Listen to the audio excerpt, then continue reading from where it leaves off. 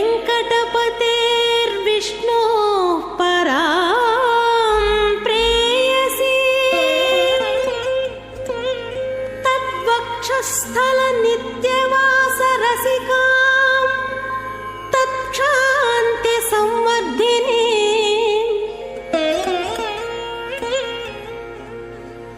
पद्मालङ्कृतपाणिपल्लवयुगां पद्मा। ओम अस्मत्परमगुरुभ्यो नमः। ओम अस्मत्परमेष्टिगुरुभ्यो नमः। ओम अस्मत्सर्वगुरुभ्यो नमः। वंदे लक्ष्मीपतिं देवं शंखचक्र गदाधरं विद्यामूर्तिं हयग्रीवं शब्दार्धज्ञानलब्धये अमृतात्मा तमेगाभम् अमृताहरणं विभुं पांचरात्र आगमाचार्यं वंदे वैकुंठभूपतिं शुक्लांबरधरं विष्णुं शशिवर्णं चतुर्भुजं प्रसन्नवदनं ध्यायेत् सर्वविघ्नोपशान्तये। यस्यद्विरदवक्त्राद्याः पारिषद्याः परस्सतं विघ्नं निघ्नन्ति सततं విశ్వక్సేనం తమాశ్రయే.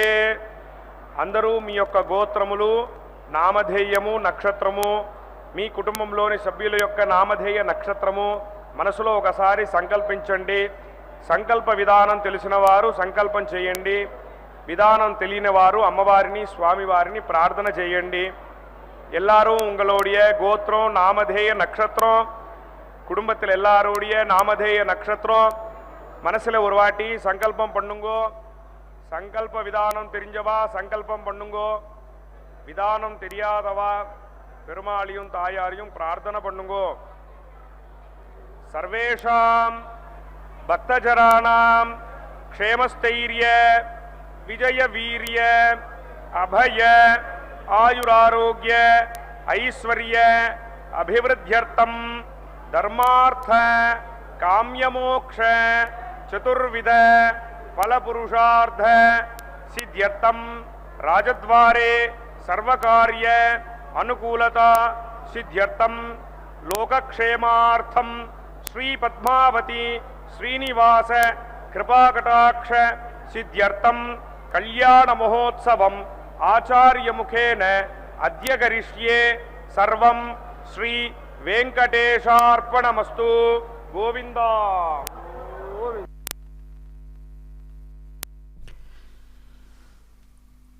ఓం నమో భగవత్యై పద్మాననాయై నమో నమః. శుభోదయం. చక్కని శోభకున్నామ సంవత్సరం, ఉత్తరాయణం, హేమంత ఋతు, పుష్యమాసంలో శుక్లపక్షంతో కూడినటువంటి త్రయోదశి తిథిపూర్వకంగా సాగుతున్నటువంటి జయవారం అనబడేటువంటి మంగళవారం నాడు అదిగో మాతృమూర్తి, మంత్రమూర్తి, భక్తవాత్సల్యమూర్తి అయినటువంటి పద్మావతీదేవి తమ నిత్య తిరుకళ్యాణోత్సవ విశేషాన్ని స్వర్ణ సింహాసనస్థయై చక్కగా నిర్వహించుకుంటున్నటువంటి శుభక్షణాలు. అమ్మా, సమస్త సంపత్సుఖదాం మహాశ్రియం సమస్త సౌభాగ్యకరీం మహాశ్రియం సమస్త కళ్యాణకరీం మహాశ్రియం భజామ్యహం జ్ఞానకరీం మహాశ్రియం విజ్ఞాన సంపత్సుఖదాం సనాతనీం విచిత్రవాగ్భూతికరీం మనోహరాం అనంత సంమోదసుఖప్రదాయినీం నమామ్యహం భూతికరీం హరిప్రియాం. అమ్మా, అమ్మవారిని కీర్తిస్తూ ప్రార్థిస్తూ అంటారు పెద్దలు.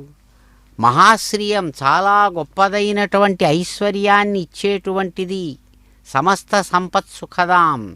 అన్ని విధాలైనటువంటి సంపదలను వాటి వల్ల కలిగే సుఖాన్ని ఇచ్చేటువంటిది. సమస్తమైనటువంటి సౌభాగ్యాలనిచ్చేటువంటి ఆ మహాశ్రీయం, మహాశ్రీ స్వరూపిణి, సమస్తమైన కళ్యాణాలను చక్కగా నిర్వహించేటువంటి లక్ష్మీ స్వరూపంతో ప్రకాశిస్తున్నటువంటి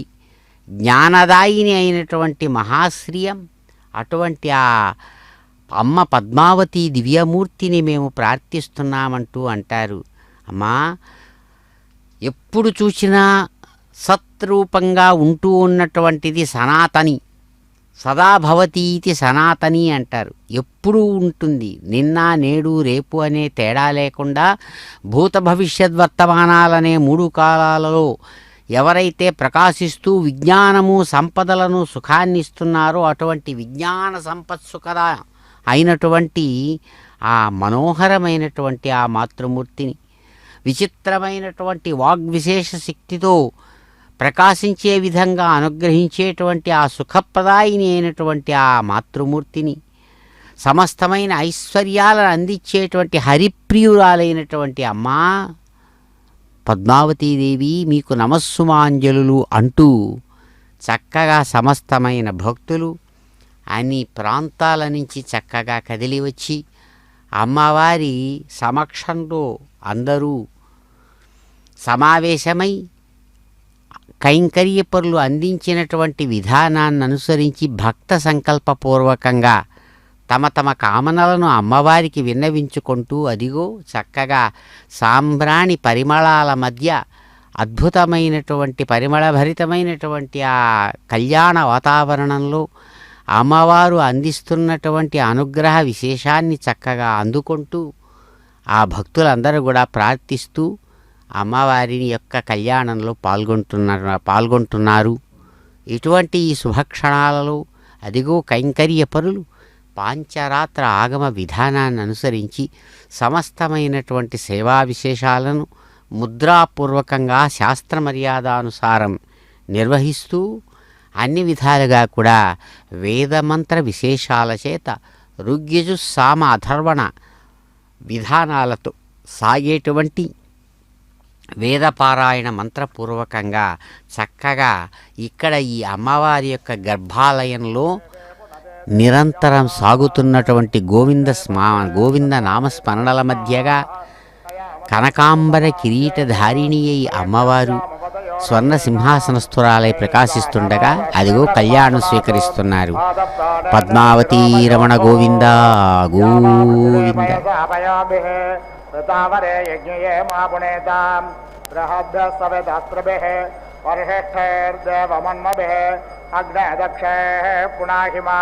येन देवा अपणत येनापो दिव्यांगशः येन दिव्येन ब्रह्मणा इदं ब्रह्म पुणेमहे यः पावमानेरध्यते ऋषिभ्यः सम्भृतगुं रसं सर्वगं सपोतमश्नादे स्वदितं मातरिष्वना पावमानेर्यो अध्यते ऋषिभ्यः सम्भृतगुं रसं तस्मै सरस्वते दुहे क्षीरगुं शक्तिर्मधोदकं पावमाने स्वस्तयने सुदुर्घाहिपयस्वते ऋषिभ्यः सम्भृतो रसः ब्राह्मणेषु मृतगं हितं पावमानेर्दिशन्तु नः इमं लोकमथो अमुं कामान् समर्धयन्तु नः देवैर्देवैः समाभृताः पावमाने स्वस्तयने सुदुर्घाहिघृतश्च्युतः ऋषिभ्यः सम्भृतो रसः ब्राह्मणेषु मृतगं हितं येन देवा पवित्रेण आत्मानं पुनते सदा तेन सहस्रधारेण पावमान्यः पुनन्तु मां राजापत्यं पवित्रं ततोऽद्यामगं हिरण्मयं तेन ब्रह्मविदो वयं भूतं ब्रह्म पुणेमहे इन्द्रसुनेते सहमा पुनातो सोमस्वस्या वरुणः समेत्य यवो राजा प्रवृणाभिः पुनातमा जातवेदामोर्जयन्त्या पुनातो भोर्भवस्वः तच्छंयोरावृणेमहे गातुं यज्ञाय गातुं यज्ञपतये देवे स्वस्तिरस्तु नः स्वस्तिर्मानुषेभ्यः ऊर्ध्वं जगातु भेषजं तन्नो अस्त्वद्विपदे सञ्चतुष्पदे ॐ शान्ति शान्ति शान्तिः.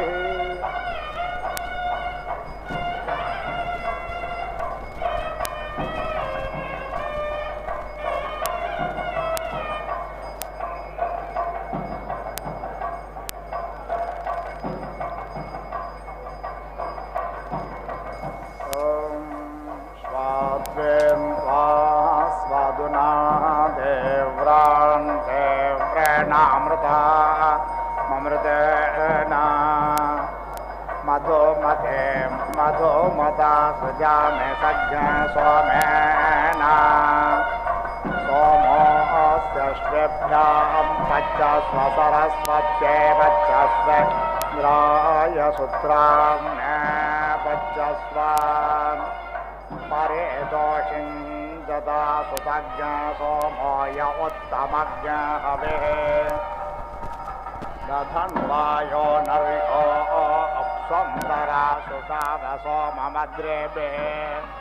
वायो प्रोतपवित्रेण सोमो अदद्रुतः इन्द्रस्य युज्यः सखा वायो प्रोतपवित्रेण प्रत्यं सोमो अदद्रुतः इन्द्रस्य युज्यः सखा पुनादे देवरे श्रुतज्ञ सोमज्ञ सूर्यस्य दुहिता पारेण शश्वततना ब्रह्मक्षत्रं पावते तेज इन्द्रियज्ञ सुराय सोतो मदाय शुक्रेण देवदेवताप्यवृद्धिरसेनान्नै यजमानाय धेहे कुविदङ्गयवमन्तो यवञ्चिद्यथा दान्त्यानुपूर्वं वियोया इह हेषां कृणहि भोजनानि ये बर्हिषो नम उक्तिर्न जग्मुः उपयामगृहेतोऽस्यश्वेभ्यां त्वा सरस्वत्यै तेन्द्राय त्वा सूत्राम्ने उपयामगृहेतोऽस्याश्विनं तेजस्सारस्वतं वीर्य महेन्द्रं बलम् एष देयो निर्मोदाय त्वानन्दाय त्वामहसे त्वा तेजोऽसि तेजोमये देहि वीर्यमसि वीर्यं मये देहि बलमसि बलं मये देह्योजोऽस्योजो मये देहि मन्युरसि मन्युं मये देहि सहोऽसि सहो मये देहि याघ्रं विशोजिगोभौ वृषं च रक्षते शेनं पातत्रिणज्ञसिद्धहज्ञसेमं पात्वज्ञः सः यदा पिपेष मातरं पुत्रः प्रमोदितो धयन् एतत्तदग्न नृणाभाम्यहतो पितरो मया सम्प्रचस्थसम्मा भद्रेण वृन्दा विप्रचस्थविमा पापेन वृन्दा देवा यज्ञमदन्वतभेषजं भिषजाश्विना वाचा सरस्वते भिषगिन्द्रायेन्द्रियाणि दधतः येक्षाये रूपज्ञषष्पाणि प्रायणे यस्य भोक्माने त्रयस्य रूपज्ञ सोमस्य लाजा सोमाग्नशवो मधु आदित्यरूपं मासारं महावीरस्य नग्नहोः रूपमोपसदामेतत्तिस्रो रात्रे सुरासुता सोमस्य रूपं क्रेतस्य परेष्वत्परेषिच्यते अश्वेभ्यां दुग्धं भेषजमिन्द्रा तेन्द्रज्ञ सरस्वत्या आसन्दे रूपज्ञ राजासन्दे वेद्ये कुम्भे सोराधाने अन्तार उत्तरवेद्यारूपङ्कारोतरोऽभिषक् वेद्या वेदिः समाप्यते बर्हिषा बर्हिरिन्द्रियं योपेन योपाप्यते प्रणेतो अग्निरग्निना हव्यर्धानं यदश्विनाग्नेऽग्रं यत्सरस्वती इन्द्रायेन्द्रज्ञ सदस्कृतं पत्नीशाल वार्षपत्यः प्रेषाणाप्रात्या प्रेभिराप्रेर्यज्ञस्य प्रयाजेभिरनो याजान्वाषट्कारेभिराहुतेः पशुभिः पशूनाप्नोति पुरोलाशैर्हवेज्ञस्य छन्दोभिस्तामिधेनेर्याज्याभिर्पषट्कारान् धानाकारम्भसक्तावः परे वापः पयो दधे सोमस्य रूपज्ञ हविषामिक्षावाजेनं मधो दानानाज्ञरूपं गोपालम्बरे वापस्य गोधूमाः शक्तोः नाज्ञरूपं बदारमुपवाकाकरम्भस्य पयसोरूपं यद्यवा दध्नोरूपं कर्कन्धोने सोमस्य रूपं वाजेनज्ञ सौम्यस्य रूपमामिक्षा आश्रावयति स्तोत्रिया प्रत्याश्रावो अनोरूपः यजते धायारूपं प्रागाधाय यजामः अर्धर्चैरुग्धानाज्ञरूपं पदैराप्नोति निविदाः प्रणवशस्त्राणाज्ञरूपं पयसा सोमा आप्यते अश्वेभ्यां प्रातः सवनमिन्द्रेणेन्द्रं माध्यन्दिनं वैश्वदेवज्ञ सरस्वत्या तृतीयामाप्तज्ञ सवनं वायव्यैर्वायव्यान्याप्नोति सतेन द्रोणकलशं कुम्भेभ्यामभ्रणसु च स्थालेराप्नोति यजुर्भिराप्यन्ते ग्रहे सोमाश्च विष्टोदेः छन्दोभिरुक्ता शस्त्राणि साम्ना बभृथ आप्यते नीलाभिर्पक्षाणाप्नोति सोक्तभाकेन शिषाः संयुनाः पत्न्य संयाजान् स्वामिष्ट यजुषा सज्ञस्ताम् रतेन दीक्षामाप्नोति दीक्षयाप्नोति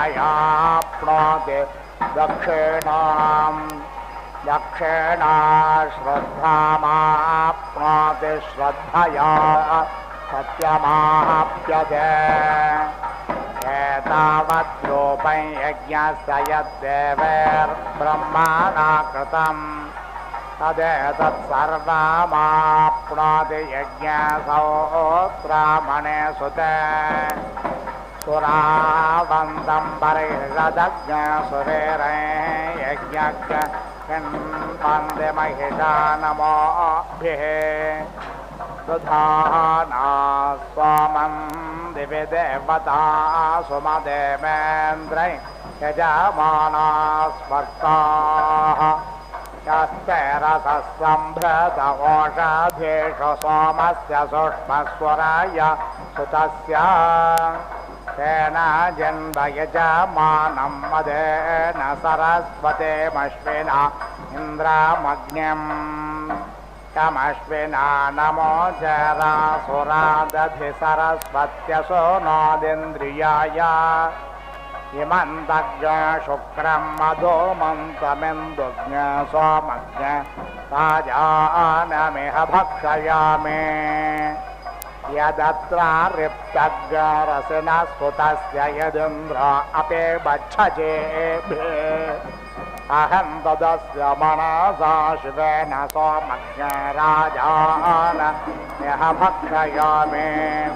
पितृभ्यः स्वधायेभ्यः स्वधा नमः पितामहेभ्यः स्वधायेभ्यः स्वधा नमः प्रपेदामहेभ्यः स्वधायेभ्यः स्वधा नमः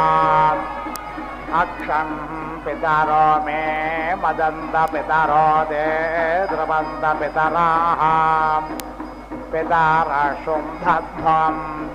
पुनन्तु मा देवजनाः पुनन्तु मनसा धियाः पुनन्तु विश्वा भूतानि जातवेदः पुनेहि मा पवित्रेण पुनेहि मा शुक्रेण देवदेव्यत् अग्ने क्रत्वा क्रतो चरणं तत् पवित्रमक्षिष्यग्ने ब्रह्मतेन पुनेमहे भाभ्यां देवसवितः पवित्रेण सवेन च मां पुनेः विश्वतः ऐश्वदेवे पुनते देव्यागात्यस्यामिमा भक्ष्य तन्वो वेदपृष्ठाः तया मदन्तस्वधमा देशभयज्ञस्याम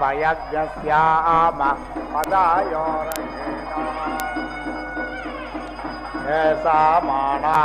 समानसः पितरो यमराज्ये लोकस्वधा नमो यज्ञो देवेषो कल्पताम् समाना समानसो जीवा जीवेषो मामकाः तेषाग्नश्रेर्मये कल्पतामस्मिन् लोके सदज्ञसमाः श्रुते आषणवं पितॄणामहं देवानामुतमर्त्यानाम् ताभ्यामिदं विश्वमे जत्समेति यदं तर पितरं मातरं च इदग् हविः प्रजननं मे अस्तु दशाभिरग् सर्वगणज्ञ स्वस्तये आत्मसने प्रजासने पशुशने लोकशन्याभयशने अग्निः प्रजां बाहुलां मे करोत्वन्नं पयोरेतो अस्मासु धत्ता उदेरधामवार उत्तरा सवन्मध्यमा पितरः सोम्यासाः असूययोरावृकार तज्ञास्तेनो वन्द पितरो वेष त्वग्सोमप्रचेकितो मनीषा त्वग्रज्येष्ठमनो नेषपन्थाम् तव प्रणेते पितरो न इन्दो देवेषु रत्नमभजन्त धीराः त्वया हि न पितरः स्वामपूर्वे कर्माणि चक्रुः पावमान धीराः पन्वन्नवादः परिध्येर्गरपोर्मवीरेभिः तष्वैर्मघवा भवानः त्वग्सोमपितृभिः संविधानोऽनुद्यावा पृथिवी आतदुन्धा तस्मै दयन्दो हविषा विधेम वयज्ञस्याम पतायोरयेणाम् बर्हेषदपितरवोत्यर्वागिमावो हव्याजाग्रमाजुषध्वम् आगता वासा सन्ता मेनाथा नश्चयोररपोदधाता उपाहोता पितरः सोम्यासो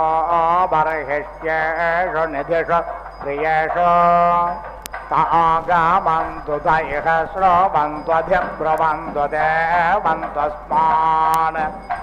आहं पितॄन् स्वविदत्रां अवेत्ति न पातं च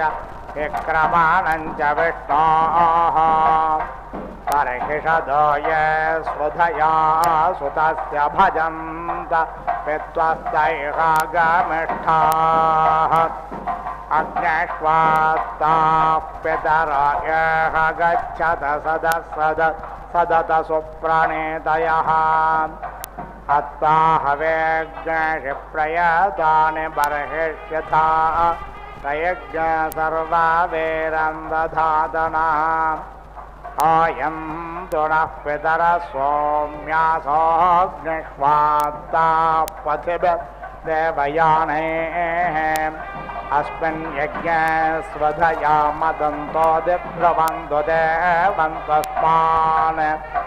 ये अग्निष्वात्ता ये अनग्निष्वात्ता मध्ये दिव स्वधया मादयन्ते तेभ्यः स्वरालसो नेति मेतां यथा वश तन्तं कल्पयाते अग्निष्वात्तान्द्रतुमतो हवामहे नाराशज्ञ ते सोमपेथय आशुः तेन विप्रासस्वहवा भवन्तु तयज्ञस्यामपतयोरयेणाम् आच्चाजानो दक्षिणतो निषद्दे मयि यज्ञमभिगृह्णेत विश्वे आहिज्ञाशिष्टपितरः केनचिन्नो यद्वागः पुरुषताकरापा आशेनासो अरुणेनामुपस्थेरयं धत्तदासुषे मर्त्याय पुत्रेभ्यः पितरस्तस्य वस्वप्रयच्छत तैहोर्जं ददाता यमग्नगव्यवाहनत्वं चिन्मन्यसेरयं तन्नो गीर्भ्यश्रवायं देवत्रापानयायुजम् यो अग्न्यः व्यवाहनः पितॄण्यक्षादृता वृद्धाः ते प्रेदोहव्याने वोचति देवेभ्यश्च पितृभ्यः स्वभग्नलितो जातवेदो माढव्याने स्वरभेने कृत्वे राधा पितृभ्यः स्वधयाते अक्षन्नद्भित्वं देव प्रयाता हवेज्ञे इदं पितृभ्यो नमो अस्पद्यय पूर्वासोय उपारासयेयः हे पार्थिवेरजस्यानिषत्ताय वानो नग्न स्ववृजना स्वभिक्षो ये चेह पितरो ये जनेह याज्ञश्च विद्मया ओ जनप्रविद्मा तं वेधयदिते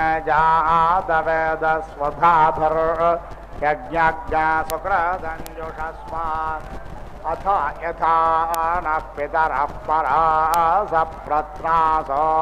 अग्नर्तमा तुषाणाः सुचेदयं वेधेधिमुग्धसा सक्षामा भृन्दन्तो अरुणेरपौव्रन् उशन्तस्त्वा निधेमह्युशन्तः समिधीमहि उशन्नो शत आवाह पितॄन् हविषे अत्तवे पां फेनेन नमोचे शिर इन्द्रादावर्तयः विश्वाय दजाय स्पृधाः सोमो राजामृतज्ञ सुतरजेषेणाजहान् मृत्युम् ऋतेन सत्यमिन्द्रियं विपानज्ञ शुक्रमं दास इन्द्रस्येन्द्रियमिदं पयोमृतं मधु अभ्यक्षेरं व्यापिबत्पृङ्गाङ्गिरसो धिया ऋतेन सत्यमिन्द्रियं विपानज्ञ शुक्रमं दास इन्द्रस्येन्द्रियमिदं पयोमृतं मधु सोमा मध्यो व्यापिबच्छन्दसाहग्नशोचिषत् ऋतेन सत्यमिन्द्रियं विपानग् शुक्रमं दास इन्द्रस्येन्द्रियमिदं पयोमृतं मधु अन्नात् परिश्रुतो रसं ब्रह्मणा व्यापिबत्क्षत्रं पयस्वमं प्रजापतिः ऋतेन सत्यमिन्द्रियं विपानग् शुक्रमं दास इन्द्रस्येन्द्रियमिदं पयोमृतं मधु प्रेतो मोत्रं विजाहाति योनिं प्रविशदिन्द्रियं गर्भो जरायुणावृत उल्बञ्जहाति जन्मना ऋतेन सत्यमिन्द्रियं विपानग् शुक्रमं दास इन्द्रस्येन्द्रियमिदं पयोमृतं मधु दृष्ट्वा रूपे व्याकरोत्सत्यानृत प्रजापतिः अश्रद्धामनृते दधात् श्रद्धाग् सत्य प्रजापतिः ऋतेन सत्यमिन्द्रियं विपानग् शुक्रमं दास इन्द्रस्येन्द्रियमिदं पयोमृतं मधु वेदेन रूपे व्यापिबत्सुता सुतौ प्रजापतिः ऋतेन सत्यमिन्द्रियं विपानग् शुक्रमं दास इन्द्रस्येन्द्रियमिदं पयोमृतं मधु वेदेन रूपे व्यापिबत्सुता सुतौ प्रजापतिः अश्रद्धामनृते दधात् श्रद्धाग् सत्य प्रजापतिः ऋतेन सत्यमिन्द्रियं विपानग् शुक्रमं दास इन्द्रस्येन्द्रियमिदं पयोमृतं मधु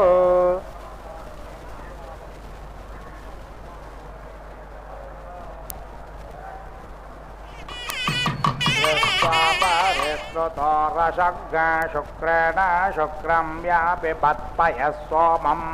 प्रजापतिः ऋतेन सत्यमिन्द्रियं विपानग् शुक्रमं दास इन्द्रस्येन्द्रियमिदं पयोमृतं मधु शीशेन तन्त्रं मनसा मनीषिण ऊर्णाश्रोत्रेण कवयो वयन्ते अश्विना यज्ञज्ञ साविता सरस्वतेन्द्रस्य रूपं करोणोऽभिषज्यन् तदस्य रूपममृतज्ञ सचेभ्यस्तिस्रोदधुर्देवताः सग्रणाः लोमानि षष्पेर्बहुधानतोक्ष्माभिस्त्वगस्य मोग समाभवन्न राजाः तदश्विना भिषजा रुद्रवर्तने सरस्वती पयति पेशो अन्तरम् अस्थे मज्जानं मासवेकारोत्तरेण दुधतो गवान् त्वचे सरस्वती मनसा पेशलं वसुना सत्याभ्यां वयति दर्शतं वपोः रसं परिश्रुता नरोहेदन्नग्नहुर्धेरस्तसारन्नवेमा पयसा शुक्रममृतं जनित्रज्ञसुरयामोत्रा जनयन्दरेताः अपामादिन्दुर्मतिं बाधमाना उपध्यं बाधज्ञ सद्भुवन्तदारात् इन्द्रसूत्रामाहृदायेन सत्यं पुरोळाशेन सविता जजाना यकृत्क्लोमानं परोणाभिषज्यन्मतस्नेवायव्यैर्न मेनादिपित्तम् आन्द्राणि स्थालेर्मधुपिण्डमानागुधा पात्राणि सुदुघानधेनुः शेनस्य पत्रं न प्लेह सचेभिरासन्देनाभिरुदरन्न माता कुम्भो वा निष्ठुर्जनिता सचेभिर्यस्मिन्नग्रे योऽन्या गर्भो अन्तः प्राशव्यक्तशतधार उत्सो दुहेन कुम्भे स्वधां पितृभ्याः मोक्षज्ञ सदस्य शिरयत्सतेन जिह्वा पवित्रमश्विना सरस्वते चप्पन्नपायुर्भिषगस्य बालो वस्तिर्नशेपो हरदासरश्वे अश्वेभ्यां चक्षुरमृतङ्ग्रहाभ्यां छागेन तेजो हविषा श्रुतेन पक्ष्माणि गोधूमे क्वबालैरुतानि पेशो न शुक्रमसे दम्बसाते अभिर्नमेषो न से वीर्याय प्राणस्य पन्था अमृतोग्रहाभ्यां सरस्वत्युपवागैर्व्यानन्नस्यानि बर्हिर्पदारैर्जजाना इन्द्रस्य रूपज्ञशतमानमायुश्चन्द्र ज्योतिरमृत दधानाः सरस्वती योऽन्यां गर्भमन्तरश्वेभ्यां पत्नी सुकृतं बिभर्ते अपाग्रशेन वरुणो न शाम्नेन्द्रज्ञश्रिये जनयन्नप्सुराजाः तेजः पशूनाग्हविरिन्द्रियावत्परिश्रुता पयसा सारघं मधो अश्वेभ्यां दुग्धं विषजा सरस्वत्या सुता सुताभ्यामृतस्वम इन्दोः क्षत्रस्य नाभिरसे क्षत्रस्य योनिरसे मात्वाहिज्ञसेन्मामाहिज्ञसेः निशासादधृतौ रातो वरुणपत्स्या स्वा साम्राज्याय शुक्रतोः अभिभोरश्च यानामेतास्ते पञ्चदिशः कल्पन्तां ब्रह्मज्ञस्त्वं ब्रह्मासे सवितासे सत्यप्रसवो वरुणोऽसि सत्यौजाः इन्द्रोऽसि विशौजा रुद्रोऽसि सुषेवाः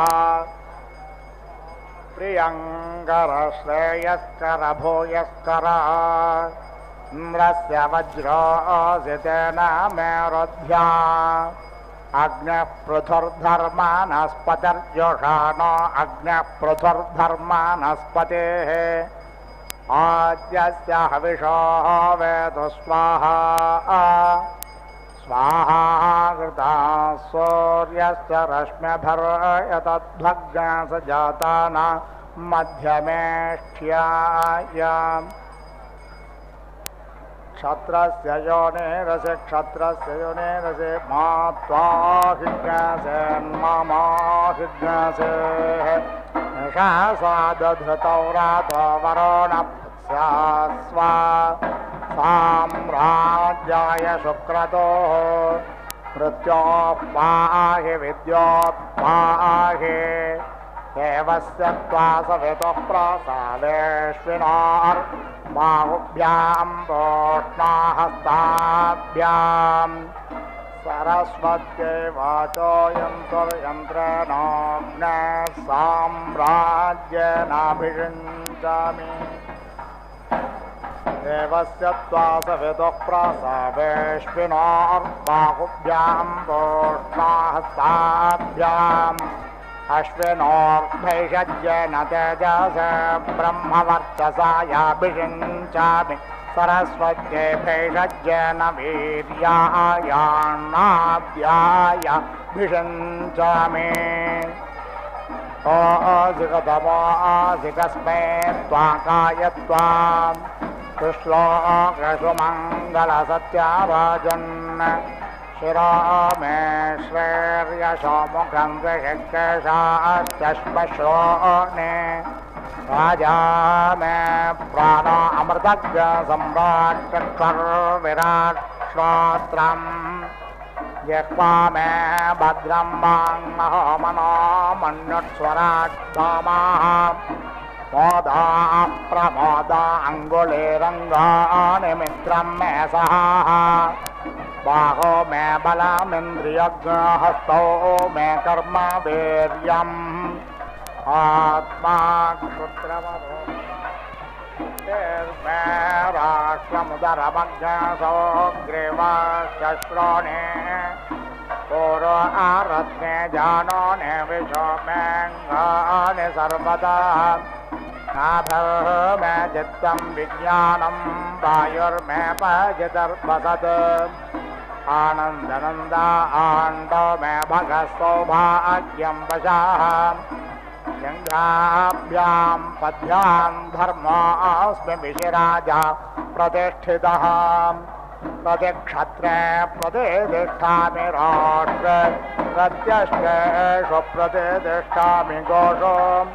प्रत्यङ्गेषु प्रतिष्ठाम्यात्मन् प्रतिप्राणेषु प्रतिष्ठामि पुष्टे प्रतिद्यावा पृथिव्यो प्रतिष्ठामि यज्ञं त्रया देवा एकादशत्रयसृज्ञसा सुरादसः बृहस्पति पुरोहिता देवस्य सवितुस्सवे देवा देवैरवन्तु महा प्रथमा द्वितीया सत्येन सत्यं यज्ञेन यज्ञो यजोर्भिर्यजोग्रहसामभिः सामान् रग्भर्च पुराणवाक्या राज्याभिर्याज्या वषट्कारैः वषट्कारा आहोतिभिराहोदयो मे कामान् समर्दयन्तु भूत्स्वाहा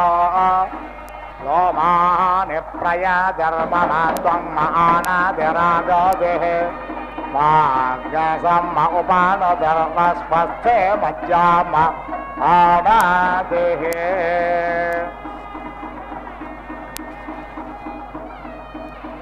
ॐ श्रेयो वसीय आयुत्सम्भूतं भूतम् चित्रकेतप्रमाणाभान् सम्भान् ज्योतिष्मागस्तेजस्वानाथमग्नस्तपन्नमितपन्न रोचनारोचमान शोभन शोभमान कल्याणः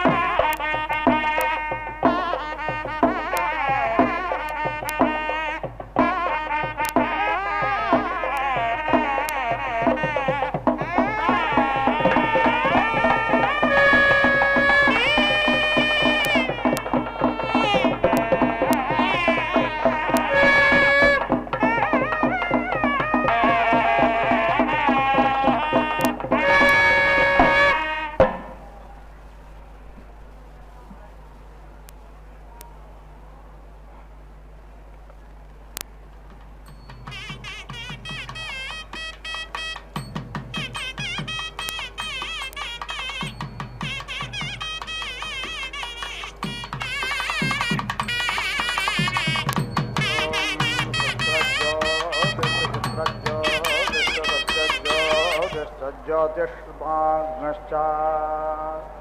శుక్రశ్చ ఋతపాశ్చాత్యగ్నో ఈద్రంచాన్యాద్రంచ సద్రంచ ప్రతే సద్రంచ మితశ్చ సమ్మేతశ్చ సభారాః తజిచ్చ సత్యజిచ్చ సేనజిచ్చ సుషేణశ్చ అంతే మిత్రశ్చ దూరే అమిత్రశ్చ గణః ఋతశ్చ సత్యశ్చ ధ్రువశ్చ ధరుణశ్చ ధర్తా చ విధారయః ఈదృక్షాసయతాదృక్షా స ఓషుణः సదృక్షా సప్రతే సదృక్షా సయతనా మితాసశ్చ సమ్మేతాసో నో అద్య సభారసో మరుతో యజ్ఞే అస్మిన్ స్వతావాగ్నశ్చ ప్రఘాసే చ సాంతపనశ్చ గృహమేధి చ కేళే చ శాకే చ అజ్యేషే ఇంద్రం దేవేర్విషో మరుతో నో వర్త్మానో భవన్యథేంద్ర దేవేర్విషో మరుతో నో వర్త్మానో భవన్ ఏవమిమం యజమానం దేవేశ్చ విశో మానుషేశ్చానో వర్త్మానో భూయాసు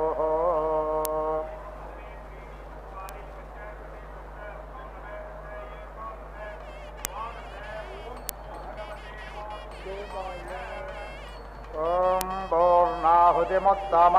జుహోతి సర్వం వై పూర్ణాహుతిః సర్వమేవాప్నోతి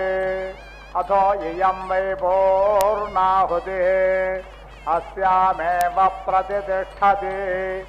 ఓం నారాయణాయ విద్మహే వాసుదేవాయ ధీమహి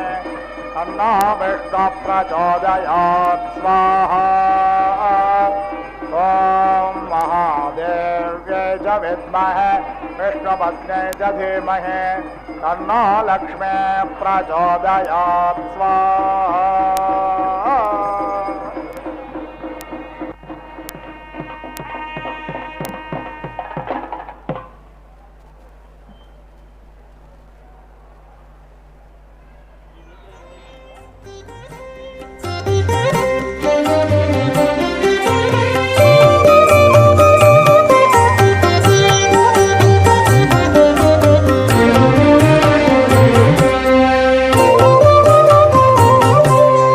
ఎన్ని నోములు నోచితివీతనికి చెలియా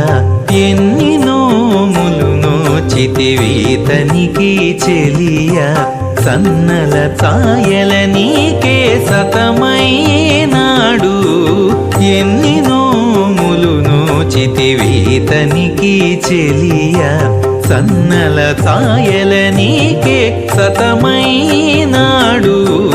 ఎన్ని నోములు నోచితివీతనికి చెలియా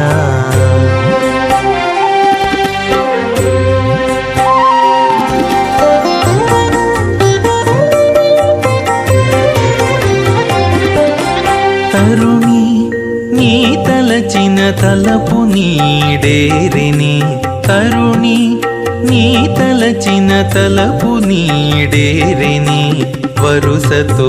విటుడు నీ వాడాయెను తరుణి నీ తలచిన తలపు నీడేరిని వరుసతో విటుడు నీ వాడాయెను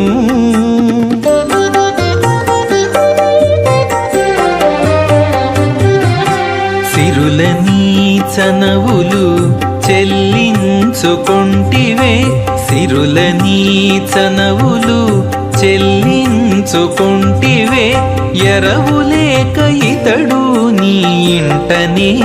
ఉన్నాడు సిరుల నీ చనవులు చెల్లించుకొంటివే ఎరవులేక ఇతడు నీ ఇంటనే ఉన్నాడు ఎన్ని నోములు నోచితివీతనికి చెలియా సన్నల ఛాయల నీకే సతమైనాడు ఎన్ని నోములు నోచితివీతనికి చెలియా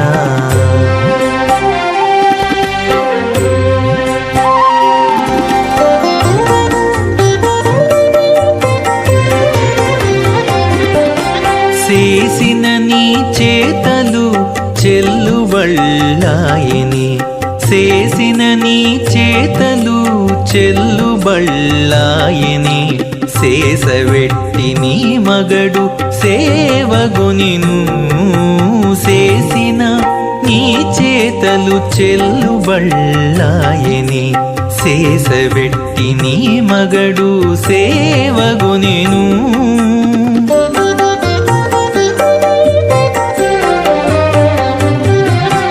వాసితో నీ వలచిన వలపూరతికెక్కెని వాసితో నీ వలచిన వలపూరతికెక్కెని ఆశ ఇచ్చి నిన్నీతడు అన్నిటా